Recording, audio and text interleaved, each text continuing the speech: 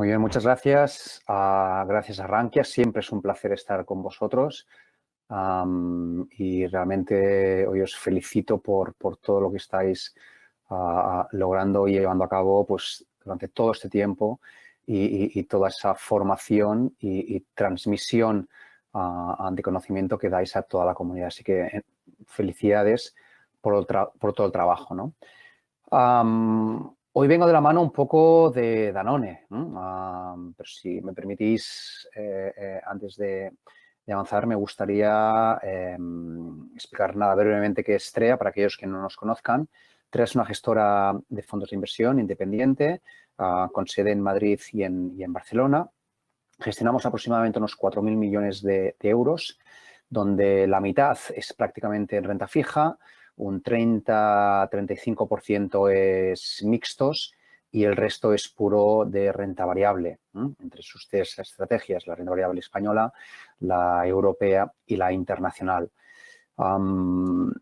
Gestionamos al mismo tiempo fondos de Mediolanum y de Cajamar, así que muchas réplicas de las que tenemos en TREA pues están también replicadas en estas dos entidades. Y ahora permítanme hablar un poco de Danone, pero permítanme hablar no de Danone, sino de Isaac Carrasso.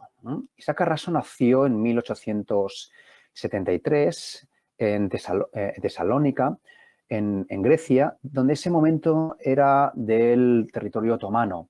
Por culpa de las guerras italo-turcas entre Italia y Turquía, tuvo que salir, ya que luego pasó el ejército otomano, entre otras cosas, pues se lo quedó parte Grecia. Y se fue a Barcelona. Estamos hablando de principios del siglo XX, 1905, 1906, y se instala en Barcelona. Ahí observa una cosa muy curiosa, y es que muchos niños padecían pues, de dolores intestinales, etcétera, etcétera. Él, debido a sus orígenes, tuvo mucha relación con la gente búlgara, con los búlgaros, donde ofrecían una comida, tenían una cierta comida de un aspecto, bueno, un queso blanco, de un sabor ácido, pero que iba muy bien para el estómago.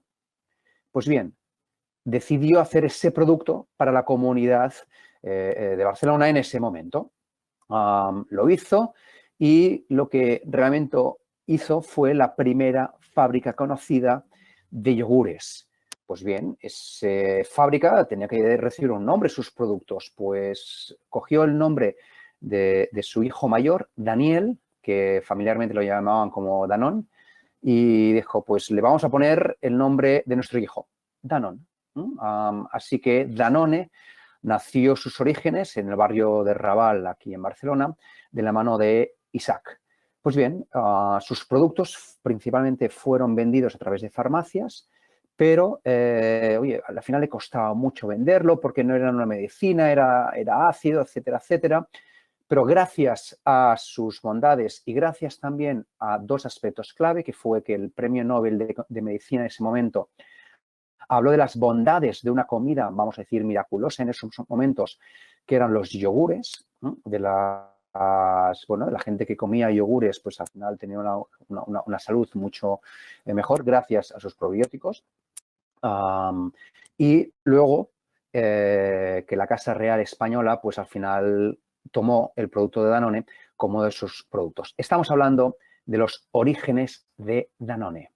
Pues bien, Isaac continuó aquí en Barcelona con su fábrica. Su hijo Daniel fue a hacer un poco las Américas y lo que hizo fue exactamente hacer lo mismo. Y en lugar de llamarle Danone, pues modificó su nombre y lo cambió a Danone, un nombre más, vamos a decir, americano y con igual más o menos éxito. El problema que tenía es que Daniel, el producto originario de su padre, pues era un pelín ácido. Él lo que hizo fue reducir la acidez y darle sabores y darle más sabor dulce a ese producto.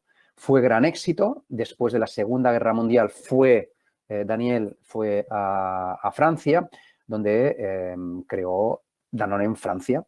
Ahí se juntó con Gervais, donde al mismo tiempo con otras fusiones compran la sede de Danone en España, donde crean la empresa que hoy día conocemos como Danone.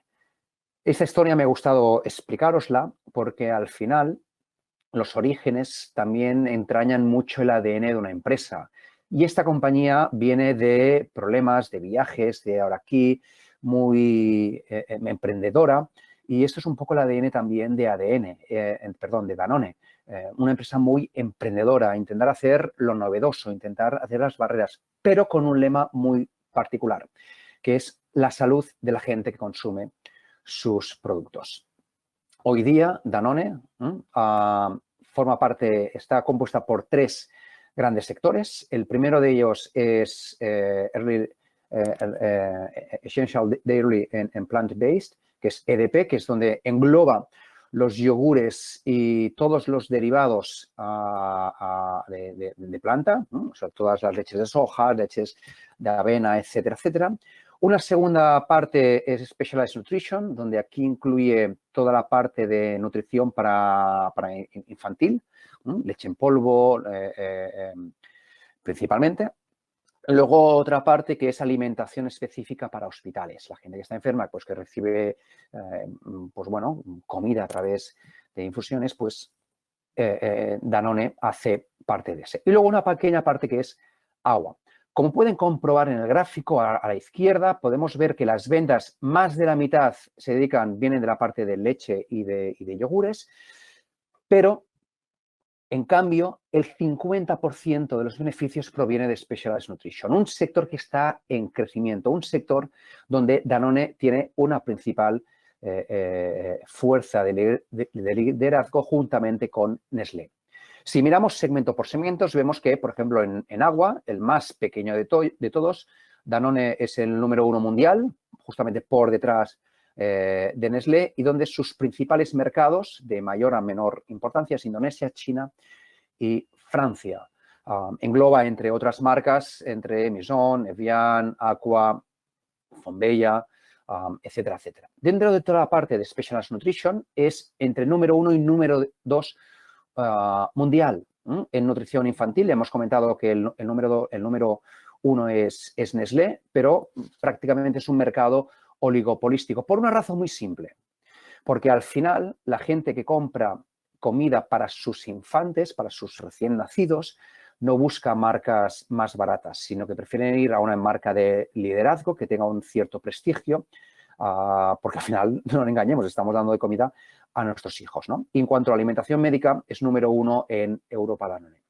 Principales mercados, China, Reino Unido y Francia, y sus marcas, para aquella gente que hemos comprado leche infantil, pues al final está Aptamil, Nequer, Frontimel. Y en cuanto a la parte de yogures, es número 1 mundial. Y esto es indiscutible. Fíjese un dato, siempre comento lo mismo. Danone, que es una empresa relativamente pequeña comparada con los gigantes de Nestlé, Unilever, General Mills, etcétera, etcétera, ¿cómo es posible que en yogures ni Nestlé, ni Yoplait, ni otras marcas con mucho más presupuesto en marketing hayan podido hacer sombra al líder de Danone, ¿no? Sus principales mercados son Estados Unidos, Rusia y Francia, que principalmente es Estados Unidos y Europa. Y luego sus marcas principales es Activia, que por cierto, de Activias se venden 2.000 millones de euros en ventas. Actimel, Silk, como plant-based, ¿no? Como sucedáneo de productos sucedáneos de leche, y International Delight. Pero ahora permítanme entrar segmento por segmento. Vamos a cada uno de estos 3 segmentos que tiene Danone. El primero de todo, Essential Dairy and Plant-Based Products. Toda esta parte más relacionada con los yogures y con toda la leche y sucedáneos de leche, también yogures, pues que provienen de leche leche basada en planta, ¿no? Leche de soja, leche de avena, etcétera, etcétera, ¿no? Si nos fijamos en el gráfico, vemos algo muy curioso. En la zona amarilla vemos un poco la evolución like for like, la evolución en comparables año tras año que ha tenido este segmento. Como vemos, prácticamente no ha crecido nada en estos 10 últimos años, apenas un 20%, pero si rascamos un pelín más, observamos lo siguiente. En volumen, desde el 2013 hasta ahora, cada año de perdiendo, es decir, se vende un 20% menos de sus productos comparado contra el 2013. En cambio, en precio, cada año Danone ha podido incrementar precios en sus productos. Cada año. Entonces, aquí la pregunta es, oye, si esto es el 50% de sus ventas y al final estas ventas no crecen, ¿qué va a ocurrir en el futuro? ¿Tomaremos menos yogures? ¿Qué va a ocurrir?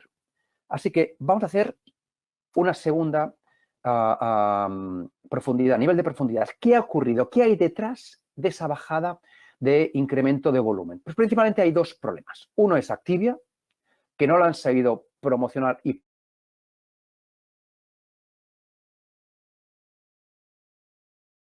posicionar bien. Desde el 2013 hasta ahora no ha dejado de perder por likes, es decir, el volumen de esta marca ha ido cada vez más bajo, cuando en realidad Danone defienden que es un producto excelente. Es un producto que tiene 5 veces más probióticos que un yogur, que para nuestra flora intestinal es excelente, que lo deberíamos de tomar de una forma recurrente. No hablan de medicina, pero prácticamente hablan todos los aspectos buenos y sanos que lleva el yogur Activia. Pues bien, visto esa situación problemática que tenía Activia, recordemos que es 2.000 millones en ventas sobre una compañía de 25.000 millones, prácticamente el 10% de su facturación, que cada vez iba más bajo. Pues bien, en 2018 decidieron cambiarle completamente el look a los productos de Activia y darle un rebranding distinto. Es decir, en lugar de posicionarlo como que es lo bueno para tu estómago y al día siguiente tu estómago va a estar súper bien y vas a ir al baño súper bien, lo han posicionado y dicen, oiga, no, esto es sano para sus intestinos, es 5 veces más sano, tiene 5 veces más probióticos que un yogur tradicional. Así que tómese Activia, no tanto porque le vaya de una forma regular su estómago bien, sino que al final eso es sano porque le permitirá tener una vida mejor, una vida más sana y por tanto una vida más longeva. Eso es el primer parte de volumen. Pensamos que está más o menos atajado, pensamos que está más o menos bien, pero como vino la sangría pensamos que ha parado en ese aspecto.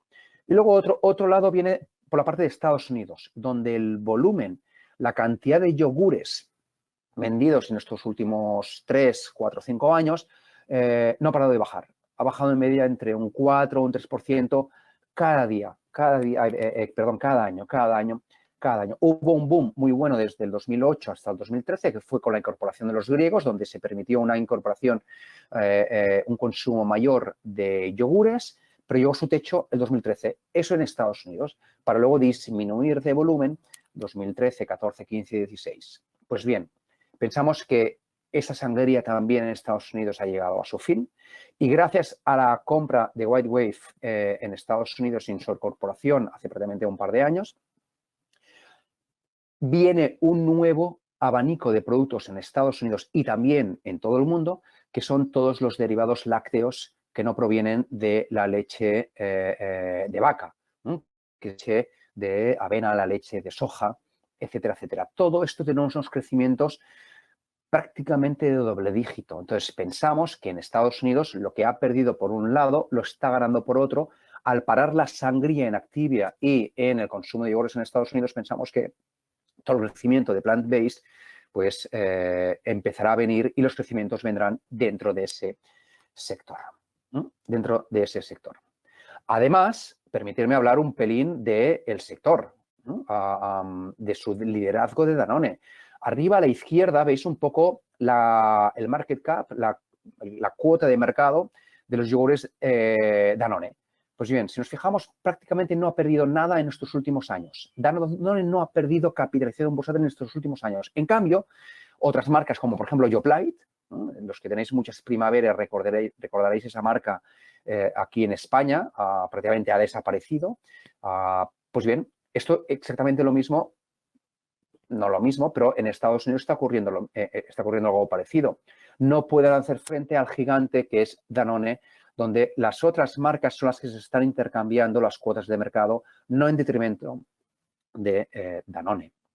Luego, el consumo, pensamos que el consumo, estamos de acuerdo con los distintos estudios donde dice que el consumo de yogures de aquí a los próximos 5 años va a crecer a un 5% anual. ¿Y esto por qué lo dicen? Lo dicen principalmente por dos variables. Una es los yogures que provienen no de leche animal, sino de leche vegetal. Y luego, por otro lado, el consumo de yogures per cápita. Si se fijan en el gráfico de abajo a la izquierda, este es el volumen de yogures, de consumo de yogures per cápita en distintos países, donde vemos, por ejemplo, Holanda, Turquía, Francia, Alemania o incluso España, estamos entre 200 y 280 yogures al año, prácticamente un yogur al año. ¿Por qué razón? Porque mentalmente para nosotros el yogur es un sustitutivo de postre, ¿no? Lo tomamos como postre. En cambio, si nos fijamos, por ejemplo, Reino Unido está a la mitad de España, o Estados Unidos o incluso China está muy por detrás, por lo que pensamos que el crecimiento de estos países también ha de ser notable. ¿Y por qué razón hay tanta diferencia entre consumo de yogures en Estados Unidos, China o países como Europa? Por aspectos culturales, porque los yogures aquí en Europa es, lo que os comentaba, un producto que se les da a los niños como sustitutivo también de la leche. Se da en los adultos como sustitutivo de una pieza de fruta, ¿no? Como postre. En cambio, en sus países, Estados Unidos y China, pues se toma como, bueno, pues como una merienda. Bueno, no está arraigado tanto en nutrición infantil o en postre. Y luego también, por otra razón, ¿no? El crecimiento viene pues, por ese catch-up que deben tener esos distintos productos en países respecto a consumo europeo, por la parte de plant-based y también, si me permiten, por esa novedad que es el flexitarianismo, ¿no? ¿Qué es esto? Esto es un vegetariano comiendo de vez en cuando carne sin tener remordimientos de conciencia. Y esto va muy ligado en ese consumo healthy que hoy día se está llevando. Prueba de ello es los supermercados. Todos ustedes han ido alguna vez al supermercado. ¿Dónde encontramos la leche derivado, esos derivados lácteos, ¿no? Derivados de origen vegetal, esa leche de soja? Pues ya no lo encontramos en la estantería donde era alimentos específicos, medicinales, prácticamente. Se lo encontramos al lado de la leche normal, natural. Los yogures pasa exactamente lo mismo. La parte de yogures ha incrementado muchísimo. De tal forma que pensamos que ese consumo healthy, ese consumo plant-based y ese consumo de incremento de yogures per cápita que ha de llevar los países, pensamos que sí es cierto que ha de tener unos crecimientos entre el 5 y el 6% en los próximos años. Y ahora saltamos a otra parte del negocio, que es Specialized Nutrition. Specialized Nutrition es prácticamente el 75% consumo, alimentación para bebés y el 25% alimentación para medicinal, ¿no? Alimentación medicinal para hospitales. Es el sector donde es prácticamente un tercio de las ventas, pero en cambio un 50% de beneficios, goza de unos márgenes espectaculares. Y fíjense en el gráfico de la izquierda. En amarillo vemos la evolución like for likes, donde se ha doblado las ventas de ese segmento en Danone en los 10 últimos años, venidos principalmente de dos aspectos, tanto de volumen como de precio. Si se fijan, precio año tras año va subiendo. Y uno de los principales mercados es China. ¿Y qué va a ocurrir en el futuro? ¿Qué está ocurriendo? ¿No? Pues bien, vamos a ver qué ocurre y qué voces dicen que esta sección va a ir a la baja, etcétera, etcétera. Primero de todo, esta sección es del 75% comida, alimentación infantil y 25% alimentación medicinal, ¿no? Médica. Los márgenes no paran de crecer. Gráfico de abajo a la izquierda. Estamos en crecimientos márgenes del 25-26%, comparados con márgenes del 15% que tiene todo el sector. Se habla que, oye, pues que al final hay una nueva tendencia, donde esta tendencia es que cada vez se le da más pecho a los infantes, etcétera, etcétera, ¿no? Incluso que nacen menos niños, en especial en China. Esos menos niños harán que el mercado de nutrición infantil pues cada vez vaya a la baja. Pues bien, fíjense en el gráfico de arriba a la izquierda. Arriba a la izquierda, esos dos gráficos, a la izquierda del todo es la evolución de los nacimientos en China, donde efectivamente ha habido menos nacimientos, esa tendencia es a la baja, pero igual de baja es la tendencia de el pecho, el porcentaje de niños menores de 6 meses alimentados por pecho, donde ha pasado del 70% a menos del 20% hoy día. En otras palabras, hay menos nacimientos, pero también se da menos pecho a estos hijos. De tal forma que, ¿qué hay que hacer? Sustituir esa leche materna por una leche artificial, ¿no? Esta leche en polvo, esos biberones. Pues bien, si hacemos el cálculo de los niños que han nacido y la cantidad de biberones otorgados, al final vemos que el biberón y, por tanto, la leche infantil ha pasado de 6 a 16 millones en China, un crecimiento del 5%, por lo que aunque bien es cierto que hayan nacido menos niños, bien es cierto también que esos niños se alimentan con más leche infantil.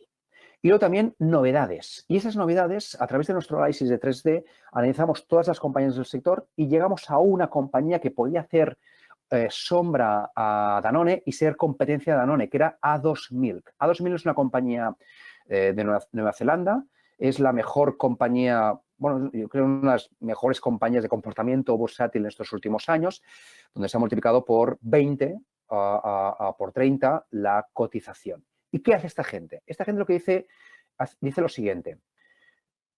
La leche de vaca tiene dos proteínas, la A1 y la A2. ¿No? La A2 es la original de las vacas. Lo que pasa es que para producir más leche se modificaron pues las vacas y para que diese más leches, pero a cambio de que se otorgase, que tuviese la proteína A1.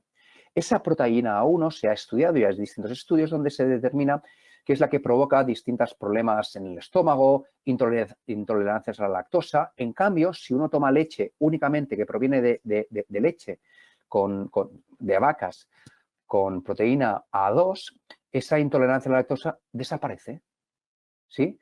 Pues bien, esa empresa lo ha incorporado dentro de su mercado y ha crecido espectacular, ha crecido muchísimo tanto en Australia como en Nueva Zelanda. Pues bien, tanto Nestlé como Danone se han puesto las pilas y ya tienen productos con alimentación puramente, no, alimentación infantil, únicamente con proteína A2, es decir, que la leche proviene de vacas que tienen únicamente proteínas de A2, donde eso es una ventaja muy, muy superior pues, para intolerancias a la lactosa, etcétera, etcétera. Así que imagínense la diferencia de precios entre ese tipo de productos y los demás. Conclusión. Pensamos también que en Specialized Nutrition y en especial en Infant Formula, en toda la alimentación infantil, el crecimiento es notable. Y vayamos al último segmento, Laguas, el más demostrado, el que dicen que, oye, se está consumiendo, o sea, y hay un cambio radical en la forma de consumir agua. Bien es cierto que tenemos un cambio de consumir agua. Lo vemos todos nosotros, estamos desapareciendo esas botellas de plástico de un único uso y lo estamos cambiando por botellines de cristal. Pero bien, esa agua también viene de algunos sitios, ¿no?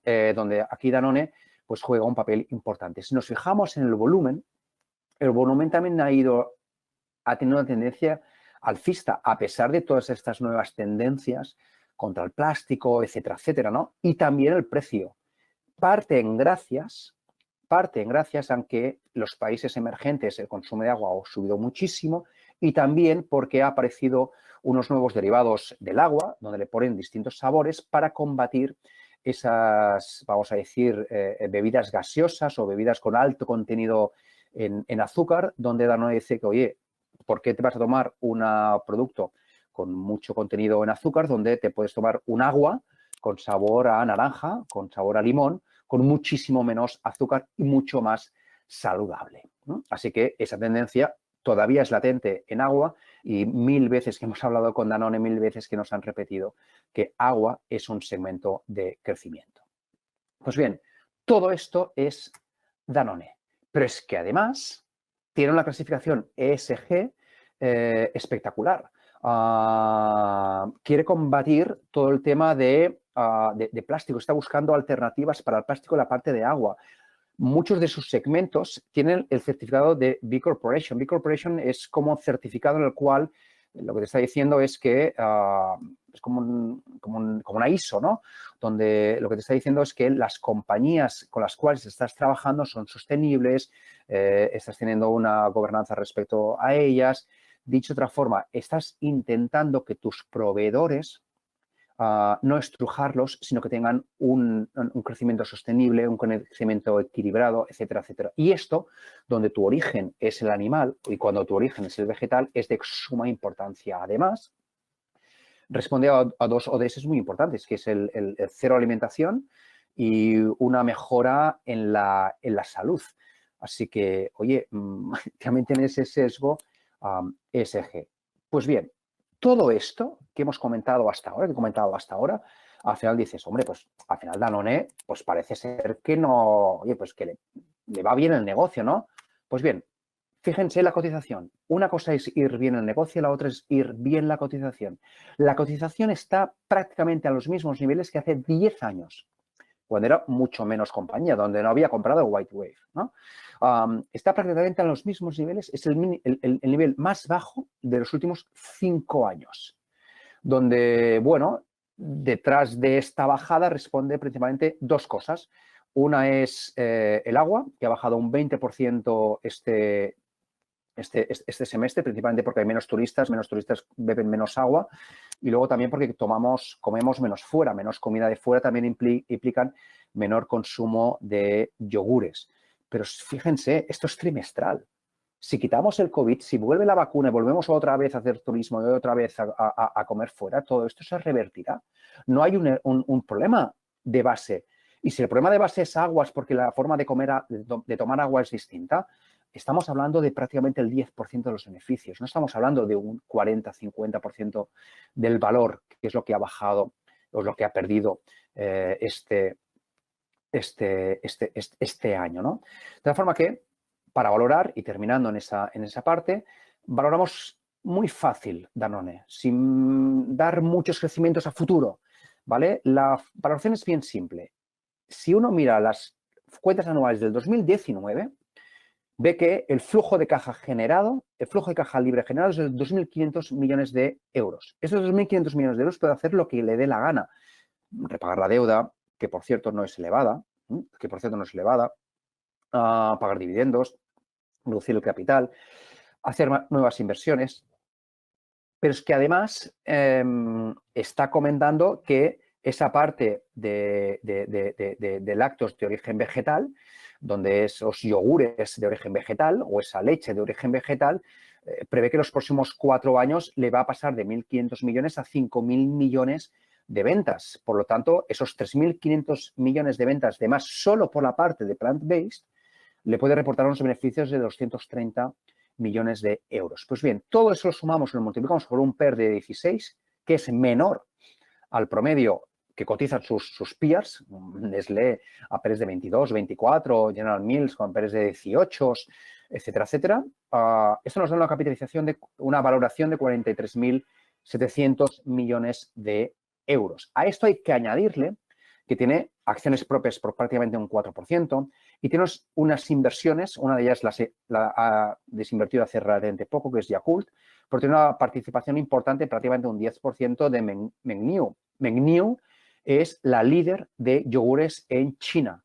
De tal forma que, oye, si el crecimiento en China es el que hemos comentado antes y teóricamente va a ir crecer, pues también lo debe hacer Mengniu, ¿no?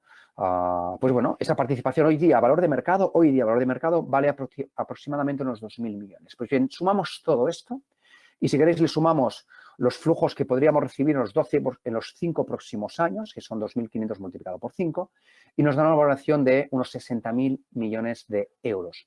Muy por encima de los 35.000 millones de euros que capitaliza hoy día Danone. En otras palabras, si no queremos tener en cuenta los flujos intermedios de los próximos 5 años, Danone debería cotizar un 35% por encima de lo que le hace hoy día.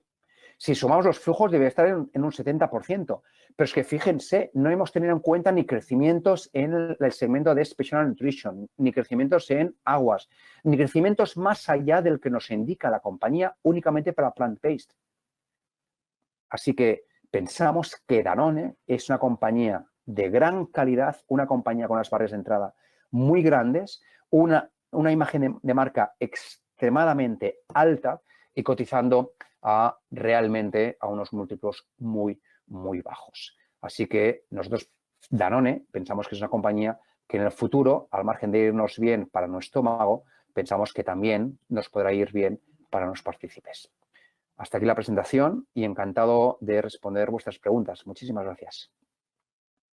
Ay, por cierto, antes de terminar, 2 libros que me gustaría recomendar. Una es la historia de Danone, que es el olivo que no ardió en Salónica, y otra es un libro que de los últimos años, pues creo que es uno de los mejores libros que he leído, ¿no? Me ha gustado muchísimo porque me ha aportado, que es Only the Best Will Do, de Peter Saylor, donde pensamos que es un muy buen libro. Así que a partir de ahora sí, encantado de responder vuestras preguntas.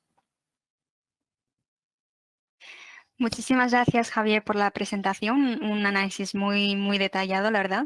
Y te paso una pregunta que me han dejado por aquí. ¿Crees que su imagen de marca puede verse perjudicada por las nuevas facilidades de publicidad que han surgido gracias a Internet? Es decir, que le pase algo parecido a lo que le esté sucediendo a Kraft Heinz. La verdad que es muy buena pregunta, ¿no? Porque realmente la marca hoy día prácticamente no vale nada, ¿no? Con las nuevas formas de los nuevos canales de publicidad, pues al final tú un producto casero puedes acudir a muchísima más gente, ¿no? Ahora bien, pensamos que el producto de yogur es algo distinto, ¿no? Por una razón muy simple, porque se da de mantener en fresco. Y por mucho que tú puedas tener en casa una fábrica de yogures mucho más, vamos a decir, más sana, con vacas muchísimo mejores que las que pueda hacer Danone y le das una publicidad, lo que tú quieras, pensamos que esa parte de frío es una barrera de entrada bastante elevada, ¿no? Luego, además, el conocimiento de marca, ¿no? Es cierto que oye, que Danone está invirtiendo continuamente en renovar la marca. Fíjense que no es Danone, la marca que visualmente lo tenemos no recibe una connotación antigua, de antaño, nada moderna, ¿no? Sino que al revés, ¿no? Que te está diciendo, oye, que te estoy lanzando nuevos productos, nuevas formas de comer el yogur con trocitos de no sé qué, el yogur con tal. Es decir, que se asocia a Danone también con una marca innovadora, ¿no? A distinto de Kraft. No sé si he podido responder así la pregunta.